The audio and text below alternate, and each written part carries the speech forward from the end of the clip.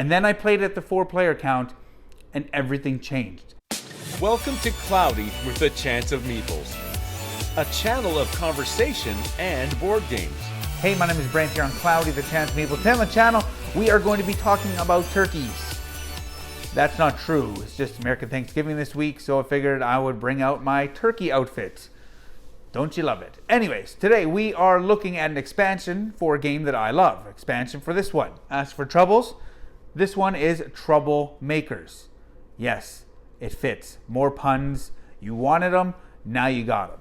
This is one of two expansions. I most recently looked at the Companions expansion. If you want to know my thoughts on that one, link to that video in the description of this video. If you want to see more about Ask for Trobils, the base game, also link in the description of this video. But today we're going to look at the Trouble Makers expansion. I'll show you how this one plays. Cue the thunder. So the radar overview for Ask for Trobils, the Trouble Maker expansion, looks like this. I will say this, once again, they have how to teach this expansion on the back of the rulebook. I know the base game has that, and I think this is absolutely fantastic. It's virtually got a script and everything as to explain what this new expansion is all about. It has a new location. It has the Saigon colony that you'll be going. It also has the Nautilus ship. And in the base game, you were given one of these, but you never had the spaceship. In this one, now you do have that corresponding spaceship, and they look pretty cool. They look like little fish, I guess. Nautilus, it makes sense. But anyways, you get 4 of these in this expansion as well. So you got a new little mini board here, as well as you have a bag full of Trobots, because they tried to capture all the Trobots, or the Trobils with Trobots, and they went all crazy, and now they are causing mayhem and havoc and whatnot. So I will say this is not going to be an overview as to how to play the base game. So I don't have everything set up like I would for the base game, much like all the Trobil cards. I don't have that, but I will show you how this part of the expansion works, and this is kind of the meat and potatoes as well as these. So on your turn, the game plays virtually the same. Say I go to this location, I would gain then 2 carrots, much like in the base game. Whenever you pull your ships back, that is when you would then draw from this bag equal to how many ships you pulled back. So in this case, I pulled 1 ship back, it pulls out this little purple guy, and this gets added to the merchant. So then I would put it here by the merchant ship. Say further along during the game, I have a ship here, I have a ship here, I then pull them back.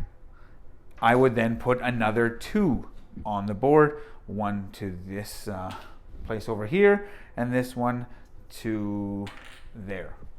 Okay, so as you can see, more and more ships go on the board. These little robots, or those Trobots, sorry, will be flooding the board in different locations. On your turn, before, let's say I wanted to go to this location.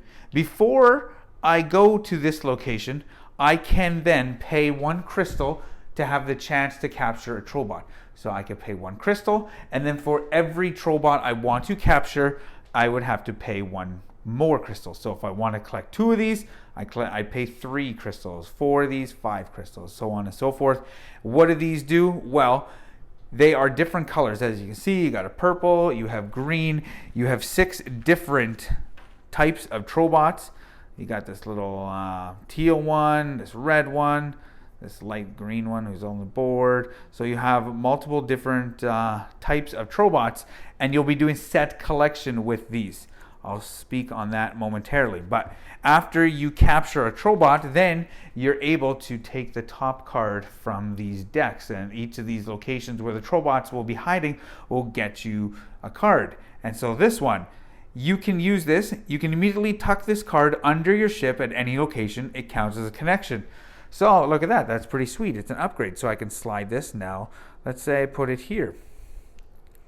And now it is an upgrade for the rest of the game. So anytime I would go gain carrots, I would gain 2 ore and a carrot, and then 2 more carrots. So each location has a different stack of cards that'll do different things. For instance, this one, just straight 2 victory points at the end. This one, you can keep this card. You may spend it when visiting the merchant. You may spend 1 crystal to gain 3 traps. That's huge. Instead of spending 2 credits, you can spend 1 crystal. So this one, spend this card now to gain any available connection added to the merchant side of your ship. This, another connection. This is endgame scoring. Keep this card when scoring. Score 1 point for every 2 traps in your supply. That's at the end of the game. So here's another one. Keep this card. You may spend it to pay any 2 resources to gain either a mega trap or 2 space slugs and a trap. That's crazy. You got 2 carrots. You discard them for a mega trap instead of, 2 ore and a normal trap. So these have some pretty cool upgrades, victory points, end game scoring type like that. So going for those Trobots is quite appealing. It's also appealing that anytime you go to the Sagan colony, you can trade in Trobots. So if I go on the first one, any 4 different Trobots I can trade in. Look at that, 1, 2, 3, 4. I pay these, put them back in the bag. I would take the topmost card. That will be worth 8 victory points at the end of the game. Anytime I collect one of these cards, I can then also upgrade one of my connections. So you got some really big engine building possibilities here. So let's say I take this. I would cover up this connection. And now next time I go to the merchant ship, instead of 1 credit on the way there, I now get 2. And so you can, keep upgrading all of your other, connections. And you can have some pretty big turns. I will say this, I couldn't do another credit one until I have a crystal that's upgraded somewhere on my ship. So these go down in points. I have them all, but depending on player count would be how many you'd be using. This is for any 4. You have 3 of a kind, and then you have 2 pairs. So there's different variations as to what Trobots you will be collecting. I will say this is an alternate way the game will end. Instead of just these cards being just city cards here on Planet Paradise, the game also ends if all 3 of these stacks are gone.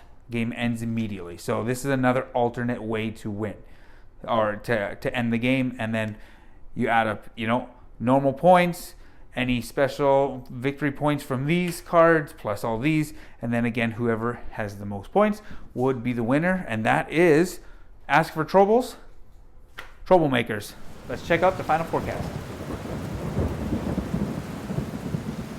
So the final forecast for the Troublemakers expansion for Asking for Troubles. If you haven't seen it, I recently did an interview with Christian Strain, designer of this expansion, in the Ideas playlist. So check that out if you want to know more about the design work, playtesting, and all that.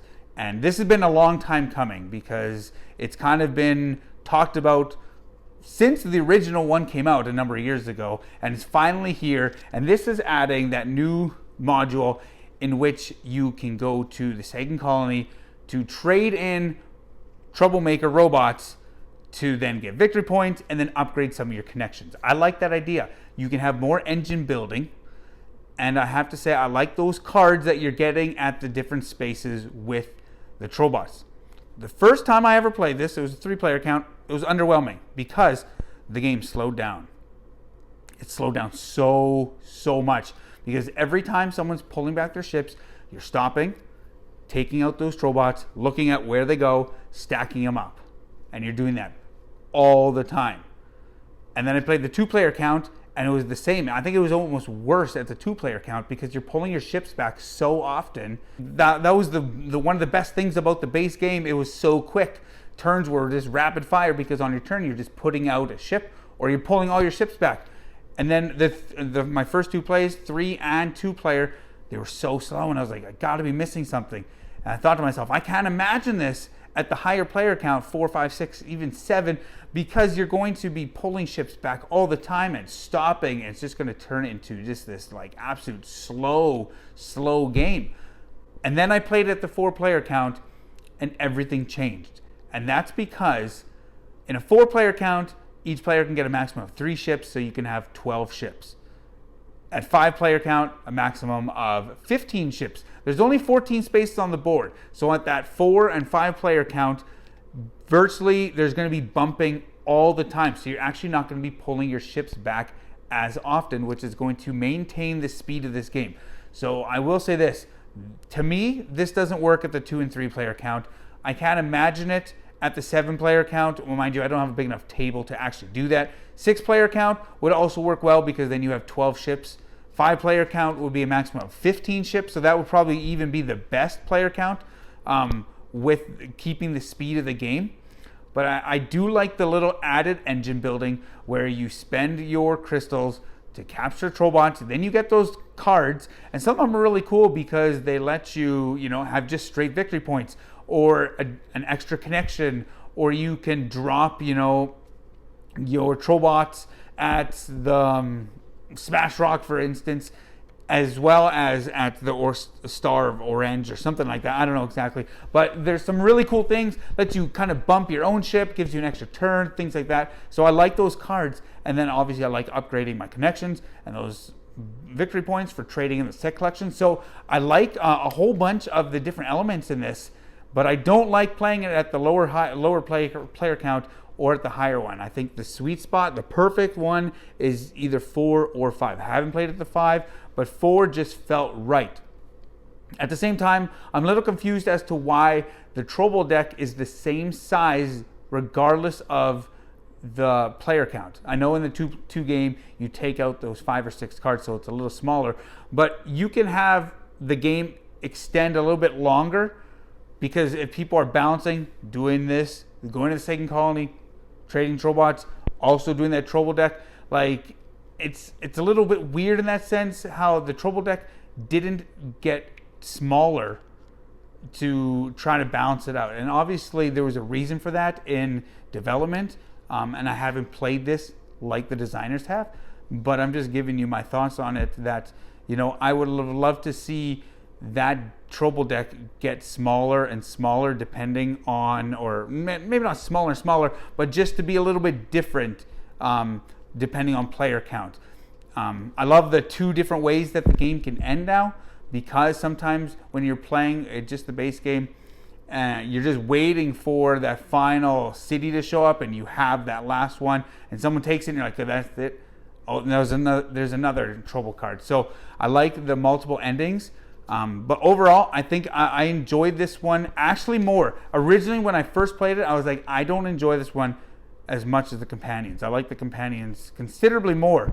But after I played it at the higher player count, I like this one a little bit more than I like the companions, which is a surprise to myself. And it kind of goes to show, if you have a sour experience with a specific game or a specific expansion, try it again. Don't let it just ruin your experience and throw it out.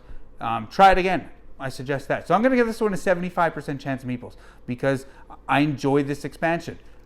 It's got to be at the perfect player count for me, or else I'm not going to play with it. But at that player count, I'm giving it a 75% chance of Meeples. So if you're a fan of Asking for Trobils like myself, check it out. My name is Brent. Check us out on Facebook, Cloudy with a Chance of Meeples. Remember, grab your umbrella. The forecast is cloudy with a chance of Meeples. Thanks for watching. Don't forget to like and subscribe, and remember to grab your umbrella because the forecast is cloudy with a chance of meeples.